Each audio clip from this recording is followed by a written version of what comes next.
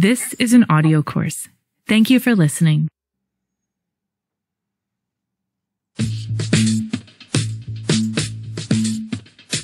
How do you make time for what matters most in life?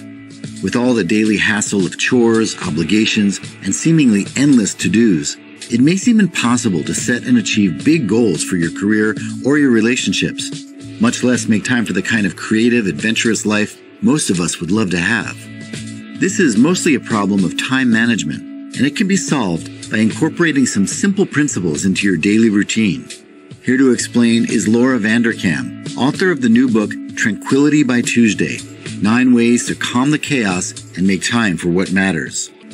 Laura is an author and podcaster, and her 2016 TED Talk, How to Gain Control of Your Free Time, has been viewed more than 5 million times. Our next Big Idea Club winner, Oliver Berkman, calls her new book an indispensable manual. Here's Laura to share 5 of her key insights.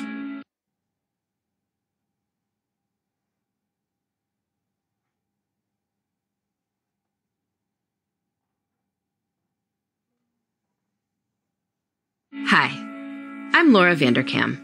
I speak and write about time management and productivity. I'm going to be talking about key insights from my book, Tranquility by Tuesday, 9 Ways to Calm the Chaos and Make Time for What Matters. So first, what's the big idea? I have found that busy people have a bad habit of imagining all the things we are going to get to next week after life calms down. Or maybe it's after the holidays when life calms down, or after the kids are back in school and life calms down. But the truth is, life won't be less busy next week. It might not be less busy next year. We need strategies that make life sustainable and joyful now. Tranquility by Tuesday is about 9 time management rules that can help people calm the chaos and make time for what matters. When I had 150 people try out these 9 rules over 9 weeks as part of my Tranquility by Tuesday project, I found that their time satisfaction levels rose significantly. These busy people felt like they were looking forward to life, and that their daily responsibilities felt like less of a slog. There are 9 Tranquility by Tuesday rules, but I will highlight just a few of them as key insights. Here are 5 key insights from the book. 1. You need a bedtime. 2. Plan on Fridays. 3. 1 big adventure, 1 little adventure. 4. Take 1 night for you. 5. Effortful before effortless.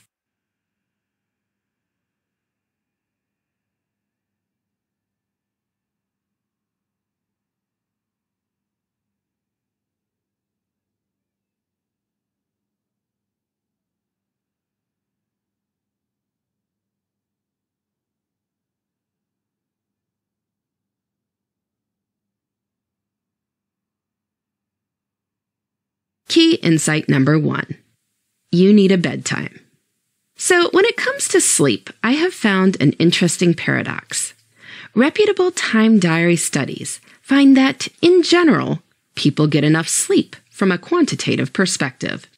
Yet many of us feel tired as we go about our daily lives.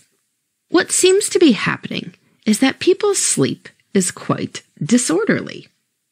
We sleep too little on some nights and then crash on others, a cycle that leaves us either exhausted or unable to maintain good routines. Far better to get the right amount of sleep every night.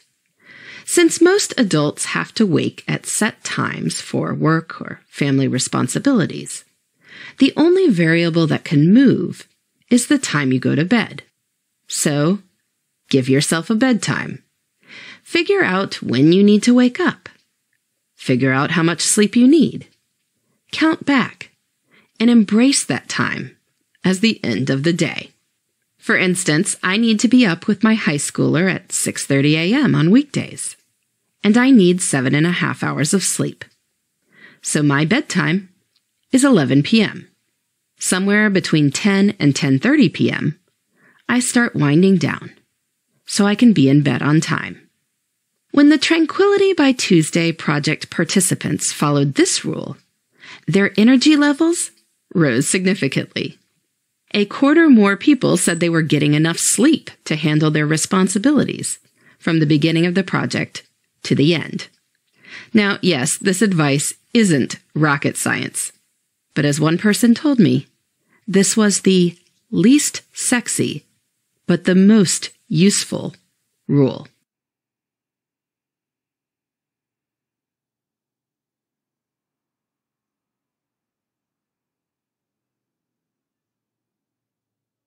Key insight number 2 is to plan on Fridays. Time keeps passing, no matter what we do. And during the busy years when we are building careers and raising families, it can feel like we are hurtling down a fast-moving stream. We need some time when we can hover in the calm shallows to see what rocks or eddies we are going to be dealing with next. Tranquility by Tuesday rule number 2 is to plan on Fridays. Each Friday, take a few minutes to look at the upcoming week and identify your top priorities in 3 categories: career, relationships, self. Ask yourself what's important, not just what's happening. Figure out where these things can go. Then, figure out what else needs to happen in your life. Navigate any logistical challenges. Make sure there is something that you are looking forward to. Offload anything that doesn't make sense, and you will feel prepared to meet the week ahead. Now, this rule really encompasses 2 parts.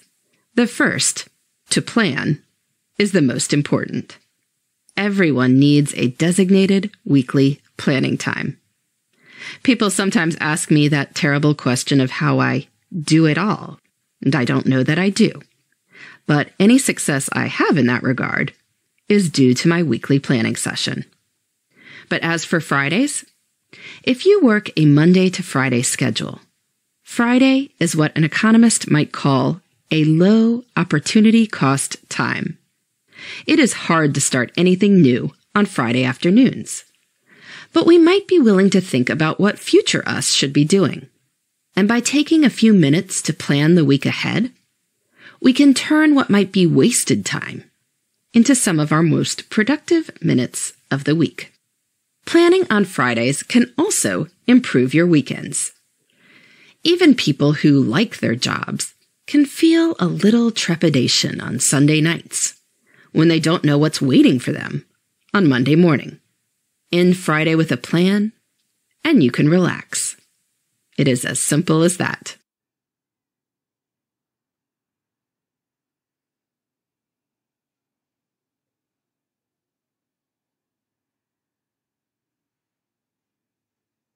Key insight number 3 is to have one big adventure and one little adventure. So this insight is actually rule number 6 in Tranquility by Tuesday, but we are going to skip around a little. Much of adult life can become the same day to day. We get up. We get ready. We get everyone out the door. We work. We collect everyone. We do dinner, television, go to bed, and do it again. And there is nothing wrong with routines. Indeed, good routines make good choices automatic. But too much sameness stacked up means whole years can disappear into memory sinkholes. The answer to this is to introduce things worth remembering into our lives. Each week, aim to do 2 things that are out of the ordinary. A big adventure could take 3 to 4 hours. Think half a weekend day. A little adventure could be less than an hour, doable on a lunch break or a weekday evening, as long as it's memorable. As some recent examples, in the last week, I visited the 101st floor of a skyscraper as a big adventure, and I sang a small solo in church as a little adventure. That stretched my comfort zone quite a bit. 2 adventures a week won't exhaust or bankrupt anyone, but they will change the experience of time. Last week wasn't just another week. It was the week I saw that incredible view out the window and sang that solo. Life becomes a lot more interesting as we build in adventures.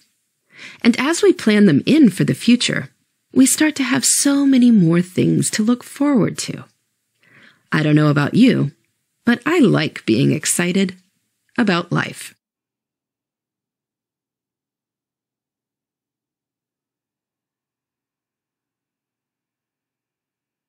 Key insight number 4 is to take one night for you. So this is another Tranquility by Tuesday rule. During the busy years when we are building careers and raising families, we can be consumed with work and family responsibilities. And even if this is all very meaningful work, it is still work. And it is occasionally exhausting. To renew our spirits, we need time that is just for us. I suggest that everyone take one night, or it could be a few weekend hours, each week to do something that is not work and is not caring for family. Ideally, this involves a commitment to something that is fun just for you. You could join a choir, that's what I do, or play on a softball team, or do a regular volunteer shift, or anything along those lines. Now, I know that making a commitment sounds logistically challenging, and it is. But when we commit to the fun happens. You make the childcare arrangements or trade-off coverage with your partner, and you go, even if you are tired, and even if work is busy. Afterwards, you won't be so tired, because you will reap the benefits of this active self-care. Now, it might take some time to figure out what you want to commit to, but start with just doing something. My guess is that your night off will soon start being the highlight of your week. Life feels more possible when we know our spirits will be fed.